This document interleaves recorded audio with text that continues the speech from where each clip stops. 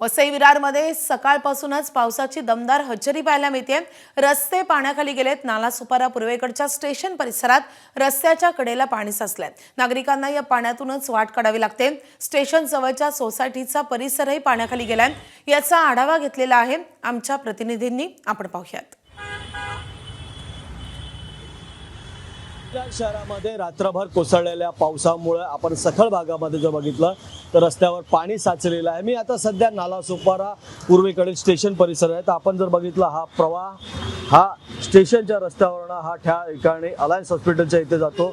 हा जो संपूर्ण परिसर आहे स्टेशन परिसर आहे। स्टेशन परिसरामध्ये पूर्णपणे पाणी साचलेलं आहे। त्यामुळे सकाळी कामावर निघालेल्या चाकरमान्यांना पाण्यातूनच मार्ग काढावा लागत आहे। ते साधारणतः जो फुटपाथ आहे बाजूचा त्यावरून ते मार्ग काढत आहे। आपण जर बाजूला बघितलं तर हा जो रस्ता आहे हा अलायन्स हॉस्पिटलला जाणारा रस्ता आहे। नदीच्या प्रवाहासारखं हा पाणी या रस्त्यावर आहे। संपूर्ण रस्ता हा जलमय झालेला आहे। या ठिकाणी काही सोसायटी आहेत त्यामुळे संपूर्ण रस्त्यावर पाणी साचलेलं आहे आणि या पाण्यातून मार्ग काढत विद्यार्थी म्हणा किंवा कामावर जाणारे चाकरमानी म्हणा या सगळ्यांना त्रासाला समोर जावं लागत आहे।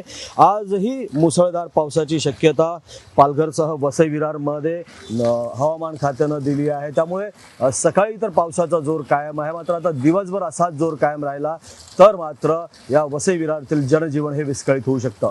प्रभाकर कुडालकर, एबीपी माझा, नालासोपारा। एबीपी माझा, उघडा डोळे बघा नीट।